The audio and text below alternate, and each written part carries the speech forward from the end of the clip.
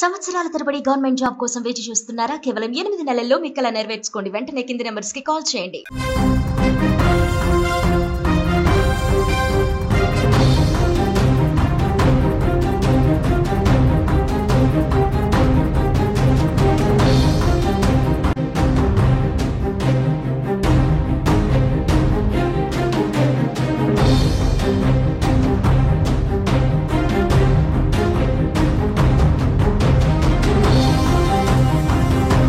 ప్రపంచ వేదికపైన పాకిస్తాన్ దొంగ నాటకాలు ఆడుతోంది. భారత్ మమ్మల్ని భయపెడుతోందంటూ అరబ్ దేశాలతో చర్చలకు వెళ్తోంది. భారత్ని నిలువరింపజేయాలంటూ విజ్ఞప్తులు చేస్తుంది.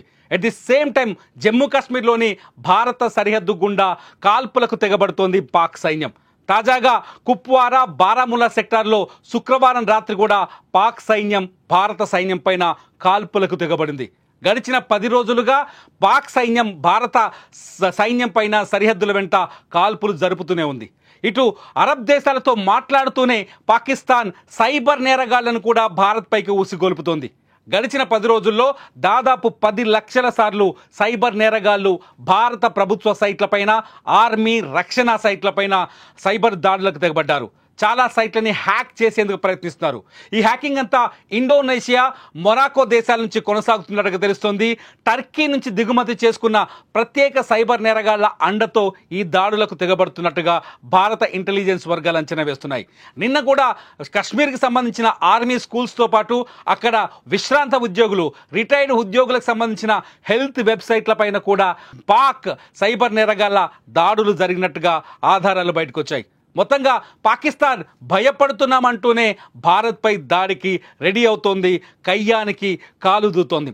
ఇదిలా ఉంటే పాకిస్తాన్ ప్రధాని షహబాజ్ షరీఫ్ నిన్న ఇస్లామాబాద్లో కీలక సమావేశం నిర్వహించారు. సౌదీ, యుఏఈతో పాటు కువైట్ దేశాల ప్రతినిధులతో ఆయన సమావేశమయ్యారు.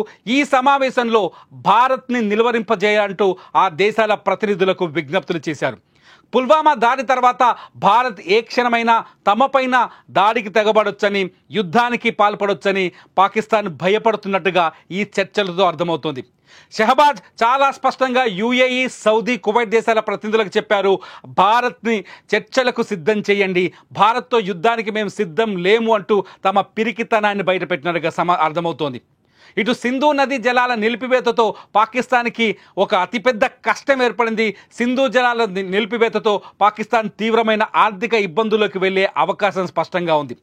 ఈ ఇబ్బందుల నేపథ్యంలో పాకిస్తాన్ యుద్ధానికి వెనకడుగు వేస్తూనే, ఇటు కయ్యానికి కాలు దూతూనే అటు యుద్ధానికి వెనకడుగు వేస్తున్నామంటూ ప్రపంచ వేదిక పైన దొంగ నాటకాన్ని ప్రదర్శిస్తోంది. పుల్వామా దాడితో మాకు ఎటువంటి సంబంధం లేదని చెప్పుకునే ప్రయత్నంలో భాగంగా అరబ్ దేశాలతో దొంగ చర్చలు చేపట్టినట్టుగా అర్థమవుతోంది.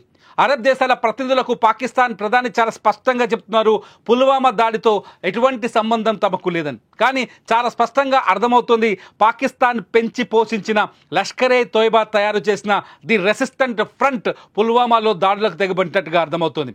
అంతేకాదు, ఇస్లాం దేశాలన్నింటిలో ఉగ్రవాదాన్ని ప్రేరేపిస్తున్న హమాస్ లాంటి సంస్థల సహకారాన్ని కూడా పాకిస్తాన్ లష్కరే తోయిబాకి అందించినట్టుగా అర్థమవుతుంది. పాకిస్తాన్ ప్రపంచ వేదిక పైన మేము నిర్దోషులం, మాపై యుద్ధం చేయడం తగదని మాట్లాడుతోంది.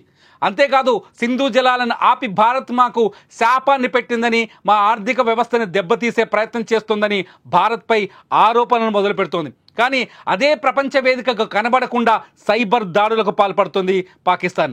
అదే ప్రపంచ వేదికలకు కనపడకుండా సరిహద్దు వెంట వరుసగా కాల్పులకు దిగబడుతోంది. ఎప్పుడైతే పహల్గాం దాడి జరిగిందో, దాడి జరిగిన మరుక్షణం నుంచే సరిహద్దు వెంట జమ్మూ కాశ్మీర్లోని కుప్వారా, బారాముల్లా, జమ్మూ సెక్టార్లో అనేక చోట్ల పాక్ సైన్యం వరుసగా సీజ్ ఫైర్కు పాల్పడుతోంది, వరుసగా కాల్పులు జరుపుతూనే ఉంది. ఇప్పటి వరకు భారత సైన్యం ఈ కాల్పుల్ని తిప్పికొట్టినప్పటికీ పాకిస్తాన్ మాత్రం వెనకడుగు వేయట్లేదు. మరోవైపు యుద్ధానికి మేము రెడీ అన్నట్టుగా మిస్సైల్స్ ప్రదర్శన చేస్తోంది. నిన్న ఆర్మీ ప్రదర్శన కూడా పాకిస్తాన్లో జరిగింది. మరోవైపు అణ్వాయుధాలని, ఆయుధాలని బార్డర్కు తరలిస్తోంది. ఇటు ఆటం బాంబులు వేస్తామని భారత్ను బెదిరిస్తోంది. ఇవన్నీ చేస్తూనే మేం తప్పు చేయలేదు, భారత్ను నిలువరింపజేయండి అంటూ ప్రపంచ దేశాల ముందు దొంగ కన్నీరు, మొసలి కన్నీరు కారుస్తోంది.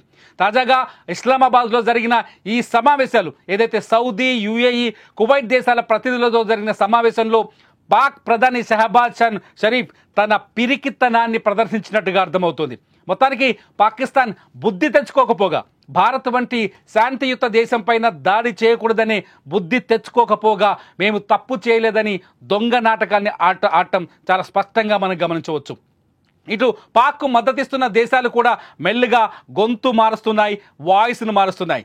పాక్ ఒక ఉగ్ర ప్రేరేపిత దేశమని, పాక్తో మొత్తం ప్రపంచానికే నష్టమని చైనా, టర్కీ వంటి దేశాలు కూడా పునరాలోచనలో పడ్డట్టుగా తెలుస్తోంది.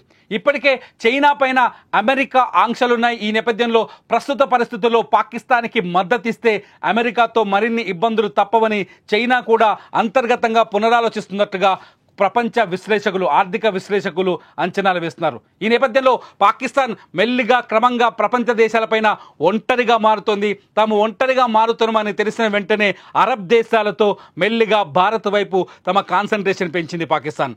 అరబ్ దేశాలతో భారత్కున్న సత్సంబంధాలని ఆసరగా చేసుకొని యుద్ధాన్ని నిలువరింపజేయాలని ఆలోచనకు వస్తున్నట్టుగా తెలుస్తోంది. భారత్ ఒకవేళ యుద్ధానికి పాల్పడితే తీవ్రంగా నష్టపోతామని పాకిస్తాన్ అరబ్ దేశాల ముందు మొరపెట్టుకున్నట్టుగా సమాచారం అందుతోంది. అంతర్జాతీయ వార్తా సంస్థలు ఈ వార్తని చాలా స్పష్టంగా రాస్తున్నాయి. నిన్న జరిగిన దౌత్య చర్చల్లో పాకిస్తాన్ ప్రధాని చాలా స్పష్టంగా చెప్పినట్టుగా తెలుస్తోంది. భారత్ని నిలువరింపజేయండి, భారత్ ఏ క్షణంలోనైనా పుల్వామా దాడికి ప్రతీకారంగా పాకిస్తాన్పై దాడి చేయొచ్చు, ఏ క్షణంలోనైనా బాంబుల వర్షం కురిపించవచ్చు, భారత్ని నిలువరింపజేయండి, మోదీతో చర్చలకు వెళ్ళండి అంటూ నిన్న దౌత్య చర్చల్లో సౌదీ, యుఏఈ, కువైట్ దేశాల ప్రతినిధులతో మొరపెట్టుకున్నట్టుగా ఇంటర్నేషనల్ వార్తా సంస్థలు కొన్ని వార్తల్ని ప్రచురించాయి. ఇదంతా చూస్తుంటే పాకిస్తాన్ ఒక డ్రామా ఆడుతున్నట్టుగా అర్థమవుతోంది. ఇటు కాల్పులకు తెగబడుతూనే, సైబర్ దాడులకు పాల్పడుతూనే, అటు ప్రపంచం ముందు మాత్రం మేము తప్పు చేయలేదని నిరూపించుకునే దొంగ ప్రయత్నం చేస్తున్నట్టుగా అర్థమవుతోంది. మీరేమనుకుంటున్నారు? పాకిస్తాన్ చేస్తున్న ఈ చర్యల్ని మీరెలా చూస్తారు?